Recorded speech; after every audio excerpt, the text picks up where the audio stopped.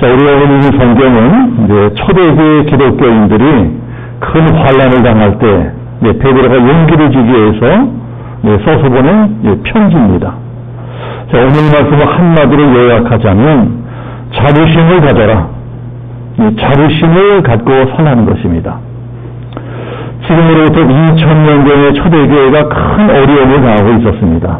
밖으로는 로마 제국의 핍박을 받고 있었고, 안으로는 내분이 생겨서 이 싸움이 생기고 또 이단들과 싸우고 있었습니다.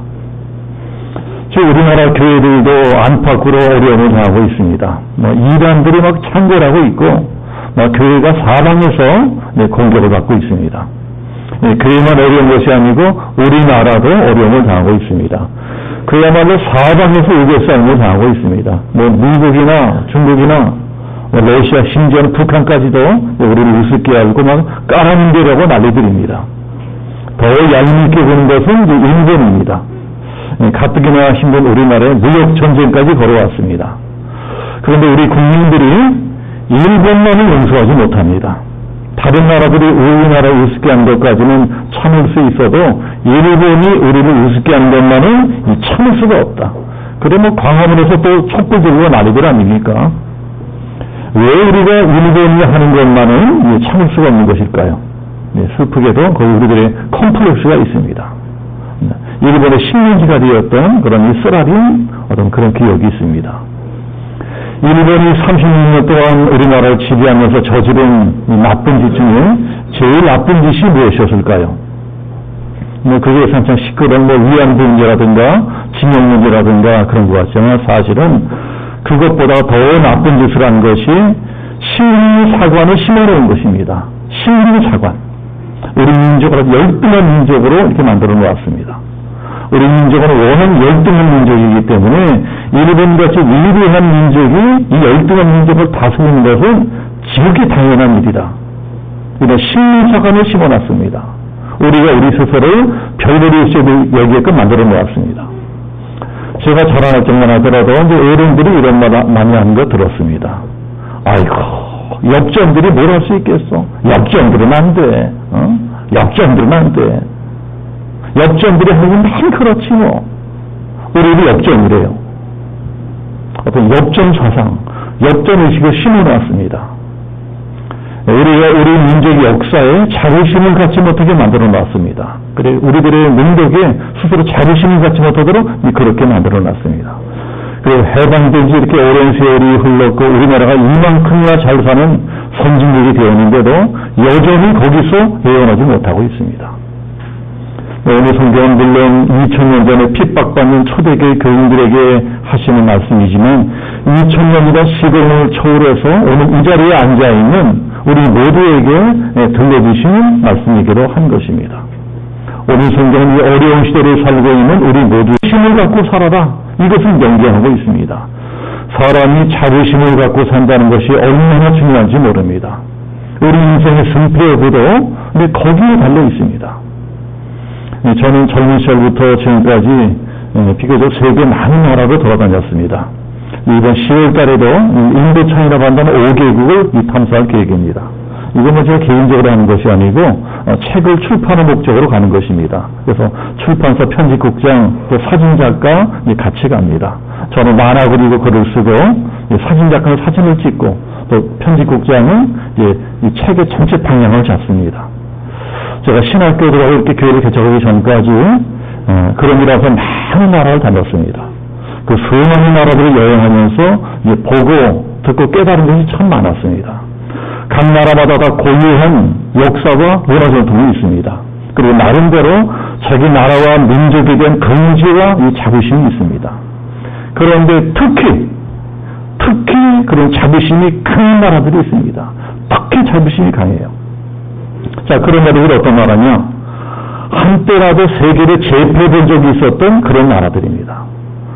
지금 현재 패권 국가인 미국의 자부심은 두말할 것도 없습니다. 미국 사람들이 자기 나라에 갖는 자부심은 일어날 수가 없습니다. 중국도 장난이 아닙니다. 중국도 청교가 멸망당하기 전까지는 세계 내외라는 패권 국가였습니다. 사실 중국이 세계 중심이었습니다. 중화사정이 나왔습니다. 중국이 보기엔 우리나라 같은 거 다 오랑캐들입니다.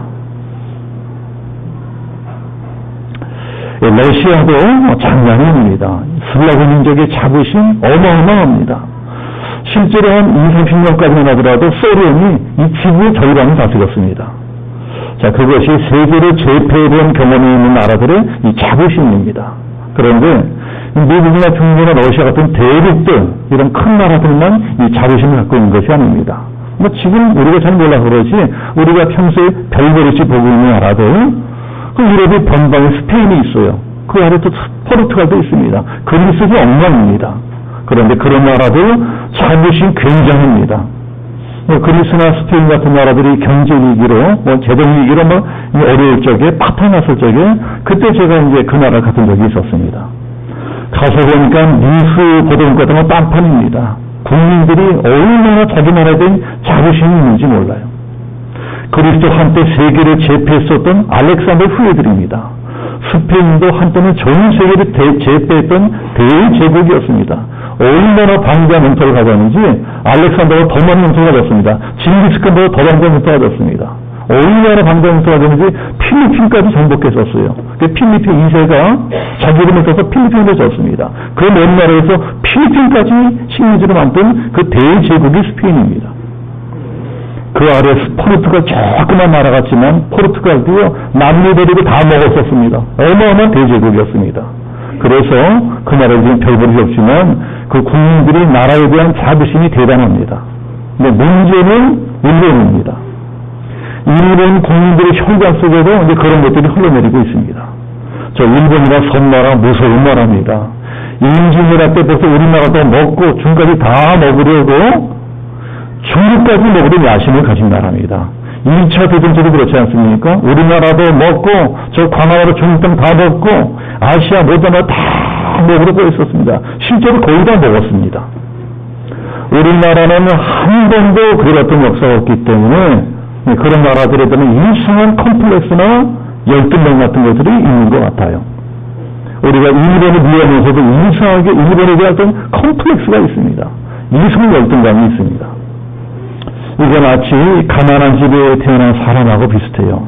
이상하게 가난한 집에 태어나서 자라난 사람은 좀 먹고 살만하게 되어도 그걸 누리지 못하고 살아갑니다. 이야, 누리지를 못해요. 이놈이 먹고 살만한데도 이러다가 또 가난뱅이 되는가 보니까 매일 불안하게 살아갑니다. 그러나 부잣집에 태어나서 풍족하게 살았던 적이 있는 사람은 좀 다르더라고요. 그런 사람은 만해도 거지가 되어도 이상하게 당당합니다. 가난하게 살아도 꾸리지 않습니다. 여자분 배짱이 있어요. 명문 집안 자식들도 마찬가지입니다. 비록 망하고 가난하게 살아도 이상하게 그런 집에 있는 어린이고 당당한 데가 있습니다. 비굴하지 않아요. 자부심이 있는 것입니다. 사람이 인생 살며 자부심이 있느냐 없느냐 그 차이는 너무나 중요합니다. 자부심이 있는 사람은 자기가 가진 능력 이상의 인생을 살 수 있습니다. 나라도 마찬가지입니다. 자부심이 강한 나라는 자기 나라가 갖고 있는 자원이나 이런 게 빈약해도 그 능력 이상으로 강한 능력을 나타냅니다. 이스라엘이 그 대표적인 나라입니다. 이스라엘 형편없잖아요. 우리나라 경상도만해요. 그런데 우리는 하나님이 함께 하시는 나라다. 큰 자부심을 갖고 있습니다. 그래서 2000년 세월 동안 나라 없이 여기저기 떠다니면서도 절대로 약하게 살지 않았습니다. 그 위험을 받으면서도 가는 데마다 상권을 잡고 경제권을 잡고 살았습니다. 2차 세계대전 때 히틀러에게 600만 명 가스실을 학살당하면서도 그 문제는 멸망당하기는커녕 오히려 그것을 역전의 기회로 삼았습니다. 그래서 2000년 동안 나라 없이 돌아오다가 나라를 세워버렸어요. 건국을 했습니다. 그리고 자기들보다 훨씬 더 그거 강한 아랍 나라들과 다 싸워서 이겨버렸습니다. 이게 원인을 시작해서 지금까지 그 모든 전쟁에서 다 이겼어요. 한 번도 진 적이 없습니다. 그 코일만한 이스라엘이 사방으로 둘러싼 강한 아랍 나라들 앞방에서 큰 소리 빵빵 치고 살아갑니다. 우리나라는 너무나 대조적입니다. 우리나라는 이만큼 잘 사는 나라가 되었는데도 아직까지 자부심보다는 컴플렉스가 많합니다. 일본이 시리즌 건다고 막 호떡집에 불난 것처럼 이 난리를 떤다는 자체가 우리 스스로는 자부심이 없는 것입니다. 다른 나라는 우리나라를 크게 보는데도 우리들이 우리나라를 작게 봅니다. 해외에 나가보세요. 우리나라가 얼마나 큰 나라인지 모릅니다. 꼬레꼬레 난리들입니다. 인류 선생도 마찬가지입니다. 예수 믿는 분들 중에도 자부심 갖고 사는 분들 목장에서 보니까 별로 많지 않습니다. 거의 없습니다. 내 주제 자부심 무슨 자부심이냐, 나같이 못 배우고 가난하고 아이고 성경도 보다가 출세 들어왔다고 내 주제 무슨 자부심이냐. 이 자리에도 그러고 앉아 계신 분들 있을지 모릅니다. 사실 통계로 보면 원래 예수는 못 살고 가난한 사람들이 더 많이 있습니다. 재래회장 중에 예수 믿는 사람 거의 없습니다. 삼성그룹의 이재용 부회장 예수 안 믿어요. 혹시 재래 중에 예수 믿는 사람이 가끔 나올 때가 있습니다. 그 사람은 어떻게 믿느냐? 깜빵 들어갔다 나오면 있습니다. SK그룹의 최태원 회장이 깜빵 들어갔다 나오던가 성경책 들고 나오더라고요. 그 사람이 깜빵이나 들어갔으니까 예수 믿었지, 그렇지 않으면 절대로 믿었을 것입니다. 마음이 가난해져야 믿을 수 있는 게 예수님입니다. 그래서 거의 모든 사람들이 가난하고 실패하고 병들고 망하고 어려운 당에서야 예수님 앞에 나오게 되어 있습니다. 그런데 문제는 그렇게 된 다음에 예수를 믿게 되었기 때문에 예수를 믿고 나서도 예수를 믿으면서도 여전히 자부심이 없이 살아가는 경우가 많다는 것입니다. 내 환경만 바라보고 내 형편과 처지만 바라보면서 나 같은 게 이러고 살아갑니다. 오늘날 우리도 그러면 2000년 전에 기독교인들은 어땠겠습니까? 그때 기독교인들은 우리보다 훨씬 더했습니다. 그때 기독교인이라는 사람들은 거의 다 천민들, 노예들, 종들, 하인들, 가난뱅이들, 사회 최하층 빈민층 계급이었어요. 최하층 사람들이 기독교인이었습니다. 이 세상에서는 인간 대접 안 해주는데 오직 교회에서만 형제 자매로 대해주니까 다 교회 나와서 예수를 믿게 되었습니다. 우리나라의 기독교가 전투를 때도 마찬가지입니다. 조선시대 구한 말에도 백정들, 갓바치들, 하인들, 모순들, 쌍것들, 기생들, 사회 최하층 사람들만이 복음 받아들이고 예수를 믿었습니다. 로마 제국에서나 우리나라에서나 유난히 기독교가 핍박을 많이 받은 이유도 그것 때문입니다. 다 힘없고 무식하고 가난한 집단이니까 무시당하고 핍박당하고 희생양이 되었습니다. 만약 그 중에 끝밖에 나있고 어떤 왕족이라든가 이런 돈이 걸려진 이런 사람들이 있었다면은 그 정도까지는 핍박을 당하지 않았을 것입니다. 그런 사람들이 무슨 자부심이 있었겠어요? 그래서 베드로가 성경에서 강조하는 것이 자부심을 가져라, 자부심을 갖고 살아가는 것입니다. 그러나 솔직히 그 당시 최고 기독교 지도자라고 하는 베드로도 똑같았습니다. 베드로도 무식하고 가난뱅이였습니다. 천대받은 갈릴리 어부 출신입니다. 자기도 가난뱅이 어부 출신 주제에 무슨 자부심을 갖고 살라 그러느냐? 무슨 자부심이요? 세 가지 자부심을 갖고 살라는 것입니다. 이 세 가지 자부심은 오늘날 우리들도 꼭 가져야 될 자부심입니다.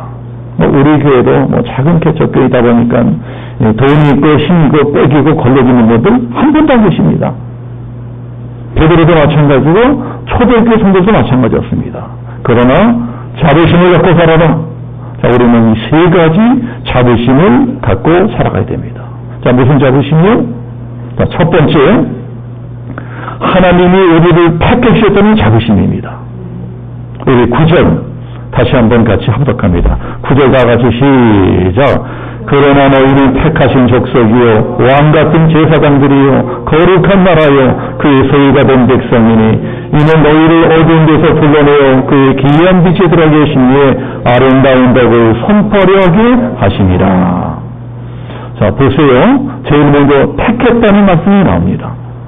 너희는 하나님의 택하신 족속이다. 이 택한다는 말이 헬라어로는 에클레스토스라고 합니다. 에클레스토스, 이것이 무슨 뜻이냐? 가장 귀한 것을 선택할 때 쓰는 말입니다. 우리들이 어디 백화점 같은 데 가서 물건을 고를 적에, 그것도 혼수품을 고르거나 뭐 결혼 반지를 고르거나 이럴 적에 아무거나 막 고르는 사람 봤습니까? 막 신중히 기하면서 보고 떠보고 들었다 놨다 이러면서 어렵게 계속 하나 고릅니다. 비싼 것만 그렇게 하는 것이 아닙니다. 이 싸구려도 그렇게 해요. 아무리 싼 물건이라도 대충 사는 사람은 없습니다.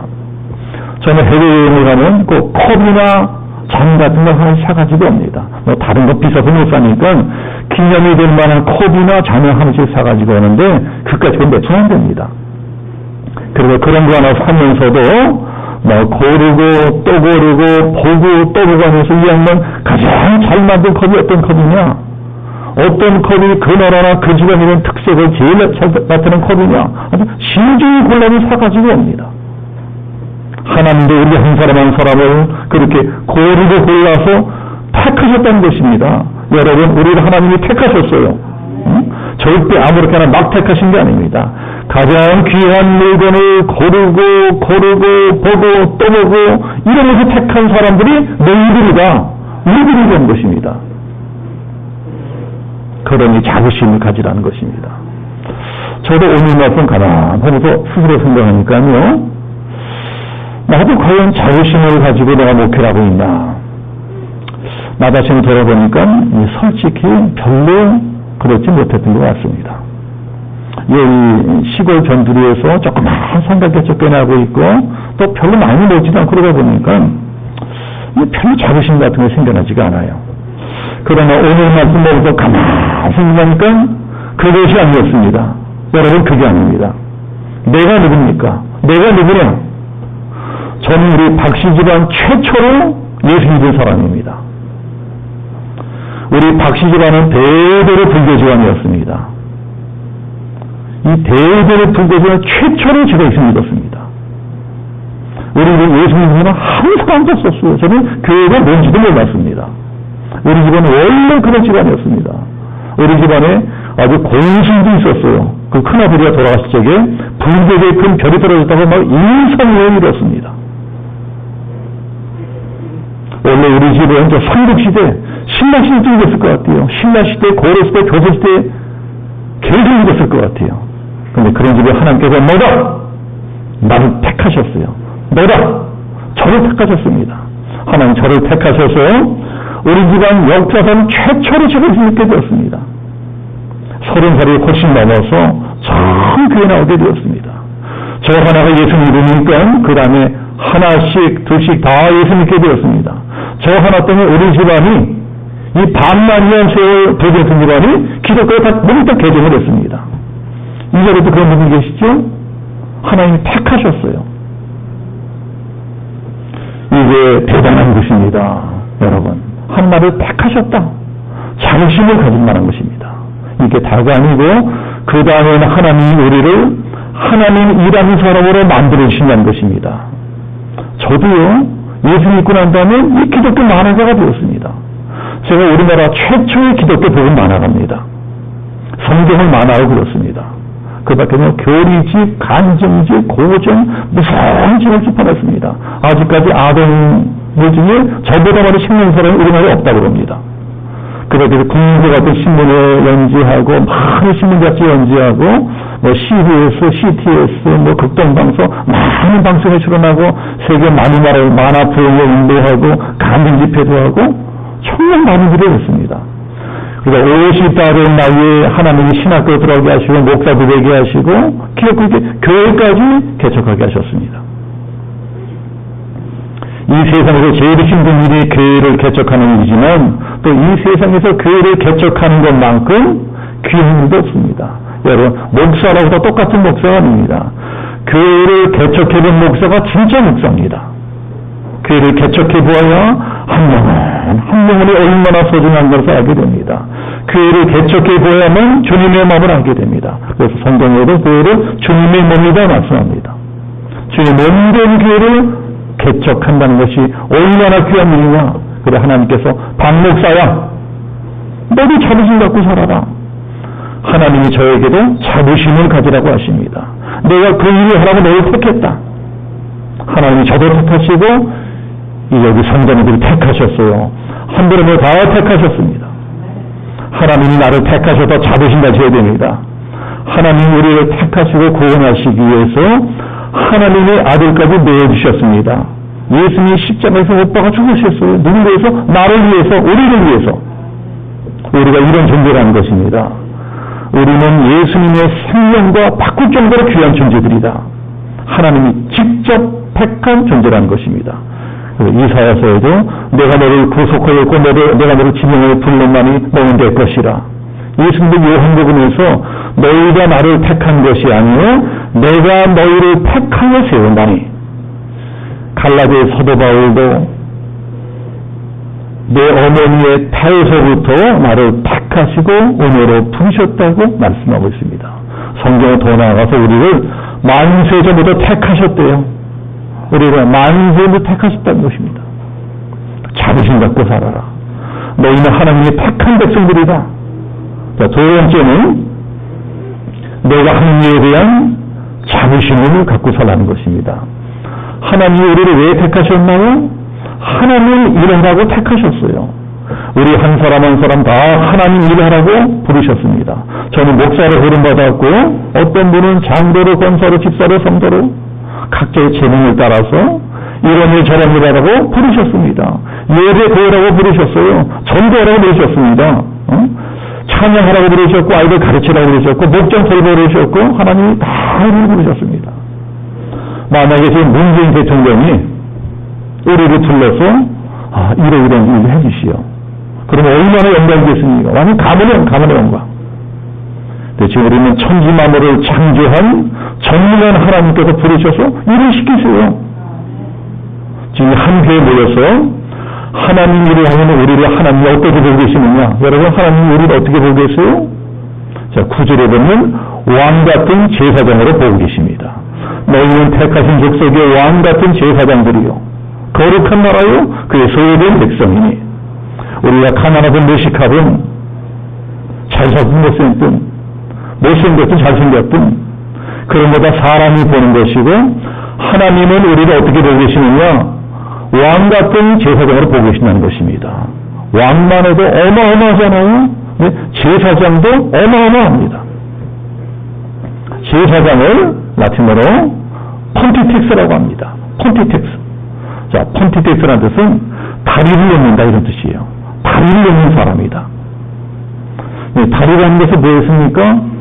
이쪽 저쪽 끊어져 있어요. 강물 때문에 이쪽 저쪽 끊어져 있어. 그걸 이어주는 게 다리입니다. 이게 폰티텍스예요. 다리를 놓는 사람이다. 제사장이 하는 일이 그런 일이라는 것입니다. 우리가 하는 일도 그런 일입니다. 우리 인간들이 죄를 지어서 하나님과 끊어졌습니다. 그럼 이어져야 되는 것이 제사장이 할 일이고 우리가 하는 일입니다. 그게 더 전도이기도 합니다. 하나님과 끊어졌어요. 그 하나님과 이어져야 되는 것입니다. 그것이 바로 전도고 그 일을 하면은 하나님 우리에게 왕 같은 권세를 주신대요. 제사장의 권세를 주신다고 합니다. 그 일을 잘하면 하나님이 돈도 주시고 권세도 주시고 능력도 주십니다. 이게 세상에서 말하는 축복입니다. 우리가 자부심을 갖고 살 세 번째 이유가 그것입니다. 왜 우리가 자부심을 갖고 살아야 되느냐? 왜 우리가 자부심을 갖고 살아야 돼요? 결국 우리들은 복을 받게 되는 사람이기 때문이다. 여러분 하나님을 하다 보면 언젠가 반드시 복을 받게 됩니다. 너희들 언젠가는 그런 복을 받게 될 테니까 자부심 갖고 살아라. 하나님이 반드시 너희들에게 보여줄 것이다. 자, 9절 때 보면 이런 말씀이 있죠. 이는 너희를 어두운 데서 불러내어 그 기이한 빛에 들어가게 하신 후에 아름다운 복을 선포하게 하려 하심이라. 하나님이 우리를 택하신 목적이 무엇이라고요? 하나님이 나에게 행하신 일을 자랑하게 하려고 부르셨다는 것입니다. 내가 너에게 자랑거리가 있는 인생을 살펴줄 것이다. 자랑거리가 있는 인생. 자랑거리가 있는 인생은 얼마나 부끄럽습니까? 자랑거리가 있으면 그걸 자랑하라고 선포를 합니다. 너희를 그렇게 만들어줄 것이다. 간증하라고 하나님이 보여줄 것이라는 것입니다. 뭐라고 자랑하고 간증해 주실까요? 하나님이 그 형편없은 나를 이렇게 정말 사람 만들어 주셨다. 그 형편없은 나를 이렇게 바른 사람 만들어 주셨다. 그 별들었던 나를 이렇게 창조하게 만들어 주셨다. 그 가난뱅이 나를 이렇게 부유하게 만들어 주셨다. 지옥 가서든 죄인을 의인으로 만들어 주셨다. 천국을 주셨다. 천국 백성 만들어 주셨다. 자랑거리가 있는 인생을 만들어 주십니다. 이게 바로 성경의 역사고 이게 바로 기독교의 역사입니다. 성경 보세요. 다 그런 이야기들입니다. 망할 것 같은 사람 하나님 구원해 주십니다. 막 고칠 것 같은 사람 하나님 살려주세요. 가난한 사람 부여해 주십니다. 힘도 없고 빼도 없고 능도 없더니 기독교가 어떻게 됐습니까? 로마 제국을 정복했습니다. 기독교를 탄압받은 로마 제국이 뒤집어져서 기독교 제국이 됐어요. 그런 기적은 지금 이 순간도 일어나고 있습니다. 기독교 방송이나 교회 텔레비전 보세요. 매일 그런 이야기들입니다. 그런 일이 얼마나 귀한 일이야 말이냐. 내 인생에 귀한 일을 행하신 하나님을 찬양합니다. 하나님을 찬양하고 간증하고 자랑해 주려고 나를 택하셨다. 이게 얼마나 자랑스러운 인생이냐. 그러니 자부심 갖고 살아라. 비록 지금은 힘들고 어렵다고 할지라도 우리가 하느님 앞에 바로 서 있기만 하면, 우리가 하나님 나라 나무까지 단단히 붙어 있기만 하면 언제고 하나님이 우리를 반드시 그렇게 만들어 주실 것이다. 반드시 불러줄 것이다. 반드시 자랑거리는 인생이 되실 것이다. 그리고 결국은 영생하는 천국에 들어가실 것이다. 이게 우리가 자부심 먹고 살아야 되는 목적입니다. 우리 오늘 성경 9절, 자 9절 다시 한번 같이 큰 소리로 합독해 보겠습니다. 9절 다 같이 시작. 오직 너희는 택하신 족속이요 왕같은 제사장들이요 거룩한 나라요 그의 소유된 백성이니 이는 너희를 어두운 데서 불러내어 그의 기이한 빛에 들어가 계신 자의 아름다운 덕을 선전하게 하려 하십니다. 세상 사람들은 돈 많고 출세하고 성공한 것을 자랑하고 살지만 그런 것들은 언제고 다 썩어질 것들입니다. 다 썩어질 것들이에요. 우리는 그 썩을 것들보다 영원히 썩지 않을 것을 자랑하고 살게 하신다고 약속하셨습니다. 그래서 우리들은 세 가지를 자랑하고 자부심 갖고 살아야 됩니다. 세 가지 자부심이 무엇입니까? 나를 하나님이 택하셨어. 나는 택한 백성이다. 두 번째, 나는 지금 하나님 일을 하고 있다. 세 번째, 결국 하나님이 내 인생을 자랑거리한 인생으로 만들어 주실 것이다. 이 자부심 갖고 살아라. 이 한 주간도 나는 하나님이 택한 사람이다. 이 자부심을 가지고 승리하시는 우리 양진영 목사님 모든 성도의 시기를 예수님으로 축복합니다.